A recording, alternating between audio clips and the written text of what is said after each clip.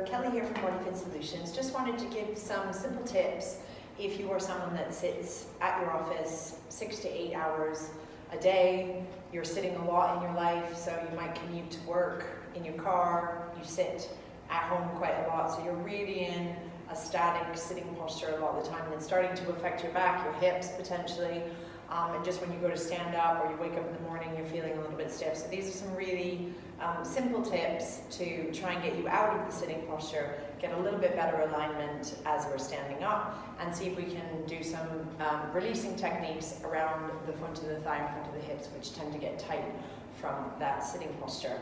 So I want to discuss standing posture. I know it sounds really silly that we need to discuss how to stand, but for the most part, because we're in the sitting culture, we end up getting really, really tight in the front of the hips. Now, if I was tight in the front of the hips, I might do that with my posture. And obviously, we don't do that in regular day life. We're not going to walk around like that. So what the body does is it compensates, and it's either going to go into what we call an anterior tilt of the pelvis. So the hips are still tight here, but I've now put load into the lower back. Or people adopt this, what we call an anterior shift. So the pelvis is actually sitting forward of the hips. This also puts load in the back of the legs and potentially into the knee joint. And me just doing that for a little bit of time actually feels quite uncomfortable because I've gotten used to standing in standing posture. This is probably best done in front of a mirror so you can kind of really see, or if you attach a string with a weight at the bottom from the ceiling, you'll see your alignment through your joints. So this is called joint stacking standing posture. So if you are someone that kind of adopts this forward pelvis tilt, maybe just stand and see how you feel. Does the pelvis feel forward of the feet? What we want to try and get is the pelvis slightly back. So from my ankle joint, through my knee joint, through my hip joint, these are all stacked. And that might be hard to feel where you are in space. This is why looking in a mirror, having someone observe you, and to really see whether you're stacking your joints on top of each other can be really helpful. So I'm going to move my pelvis back. And what that does is take the pressure out of my knees. So if I'm here, we tend to hyperextend through the knee joint. So if I take my pelvis back, you can already see my spine goes up taller. I'm going to think of the idea of space in every joint. So at my ankle joint, I'm going to imagine that my bones are floating apart from one another, or there's a feeling of a sponge kind of between the bones. And actually just visualizing that, a lot of our clients will then get the sense that they're going taller, and that's really, really powerful. So we want to take out this compression through our joints and through our spine and start to build this feeling of decompression.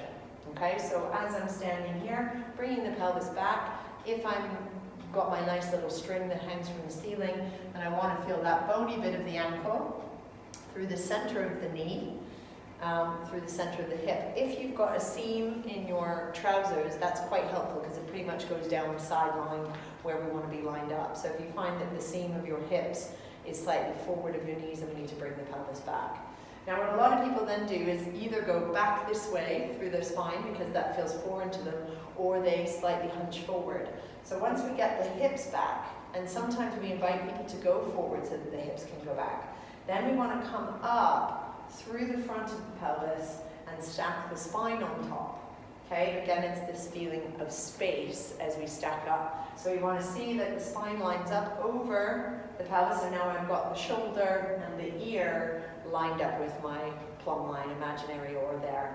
And what I feel is a sense of lift through my core muscles. So right deep inside, I feel like it's very strong and stable, but the outside of me is actually quite loose and soft. So I'm not holding tension in the shoulders or gripping into the hips or gripping into the knees. Notice if the front of the thighs are really tight and holding on. So I say to people, just feel light around the knees and see if we can come up and find that lift through the upper part of the body. So see if you can practice that. You should feel that your arms arrive on the back of your body. So it shouldn't feel like you're hunched forward here through the front, and you shouldn't feel that the load is in your back. So you should feel like the load is through the center of you, through your core, and goes right up to the crown of the head. So hopefully that can be something that you work towards. If we're very tight in the hips, this standing posture is going to be very, very difficult. So I'm going to give you some strategies to release tension here from sitting too much. Or if you do a lot of sport, or you go to the gym, it might be that actually you've dominated a little bit too much into those muscles. So a roller is what I would start with if you've not done any of this before. If you've done some releasing techniques before, you might want to progress to a slightly harder surface like a football, basketball, or a medicine ball you can get online that's hard. Okay, so what we're going to do is lie down, get nice and comfy, like on carpet or somewhere that you're going to be able to support your upper body with. And you're going to come down the front of your thigh, starting at the edge of where your thigh muscle starts. And for here, I'm just going to put my elbows down. And I'm just going to roll to a point that feels quite tender. Okay, and for those of you that are quite tight and haven't done this before, it's going to feel slightly bruisey, slightly ouchy. But bear with it and try and breathe so that your muscle learns to relax against the surface you're on. Now, I've been doing this for a while, so this doesn't feel painful anymore. So it's a nice place to be able to get to. So I'm just going to roll, find that hot spot, and wait and melt. Okay, so it's important that you breathe in and breathe out. When the body breathes out, it goes more calm. So it's going to allow you to rest into the roller a little bit more, which is going to facilitate some release into the tissue. And as it melts, which might take some time, then you're going to move down the thigh. I tend to be a little bit more on the outer part of the thigh, because that's a little bit more tender for me and tends to be for the majority of clients, but just explore the middle or the side in which feels a little bit more discomfort. It should be an ache that spreads, a pain that spreads. It should not be a sharp pain. Just make sure if you're doing any of these exercises that you've cleared that with your doctor if you have any back issues. This can be really, really helpful, but just for your own safety, just make sure that you're cleared to exercise. Okay, so we're just going to come down that front of the thigh, and I'm doing this in quick time. We suggest at least 2 minutes, and if it's really not releasing, to take a little bit more time, up to 5, potentially 10 minutes. Doing this at the end of the day can be really helpful, especially if you've been sitting all day long. So do a bit of this maybe at the end of the night to wind down. It's also a little bit of meditative time. So, you know, if we're doing 2 minutes on each leg, 2 to 5 minutes, that's 10 minutes of meditation time and breathing time, just to kind of zone out for the day. So do that obviously on both sides. The other tool that's really, really helpful is a lacrosse ball, or just a really hard ball that's about tennis size.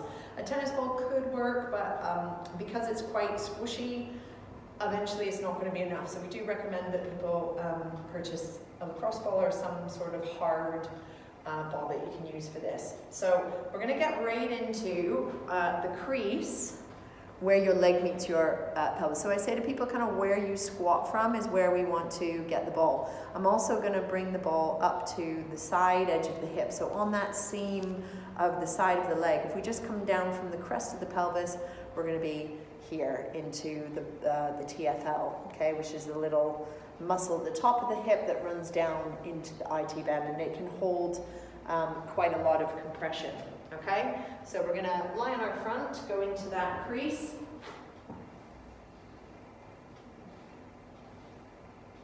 And I'm just going to roll a little bit side to side just to feel where it's a little bit more tender. And I found a spot just a little bit towards the outside edge of my hip, and then I'm going to melt and breathe there. If you don't feel a lot of discomfort there, then happy days, move on, try some of the other techniques. The front of the thigh might be more tender than the hip, but a lot of people find that some of the muscles that cross over the hip feel quite tight here. Okay, so I'm going to do 2 minutes on that side. I'm going to show you the other side around the hip. So I'm going to lie on that side area of my hip, just have a little rummage around, and I can feel that nice hot tender spot. It's like when someone gives you a massage, if you go to a massage therapist and they kind of find the knots and you go, oh, that's the spot. That's kind of what you're searching for here. So what we're doing is releasing the fascia around your muscles. So this is the connective tissue that surrounds your muscle. It's like the sheath.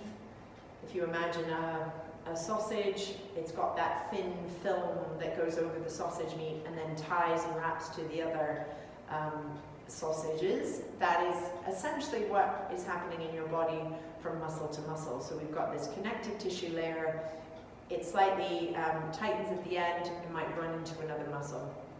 And it's that sheath that tends to get tight rather than the actual muscle tissue. So these techniques are to find the hot spots and then melt so that the tension spreads, the knot spreads away, just like you would do getting a massage.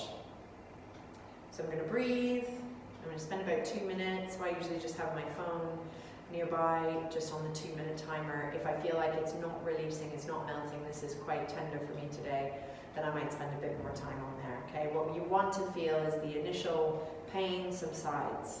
Okay, and if it's not subsiding, we might need a softer surface to start with. So you might want to start with a tennis ball and then progress to something a little bit harder so that you can feel the benefit. So after you've done the front of the thigh, the front of the hip, and the side of the hip, this little stretch is quite helpful if we use your couch at home. I've got the stability ball just to mimic putting your leg up on the couch. I do recommend that you have a pillow underneath the knee, especially those of us that are a little bit vulnerable in the knee. Put a big cushion so you're really supported in the knee.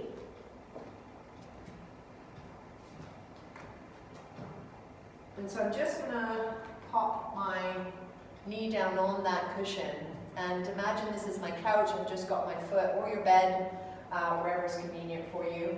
Now what we want to do is to try and tilt the pelvis up this way. So what we call a posterior tilt. So the front of the pelvis is going to come up. Now this is already quite tight for me today. I've been sitting a lot in the last 2-3 days traveling up north, and all of these muscles are very, very tight. At the same time, I'm going to drag back this heel. So it's like you're pulling the carpet back, and that makes it even stronger. And then, if that feels okay, you can lift your arm. You don't have to do that. If you're feeling an opening through the front of the hip and a feeling down your thigh, happy days. So I tend to go into the position, ease back on it a little bit, and then tilt the pelvis up a little bit more, drag that heel, try not to fall over. Obviously on your couch is going to be a little bit more stable than what I've got. Okay, or a bench, or whatever you can prop your leg on. If that feels too much for your knee to be bent in that position, start with this, but still get that pelvic tilt, still get that drag, maybe add the arm. So you might progress to that first, and then pop your foot up on the couch when you feel ready. But definitely release first before doing this active stretch. Make sure you do both sides, and I look forward to hearing your progress on whether this is improving your sitting posture and making your hips and your back feel much better over time. Many thanks.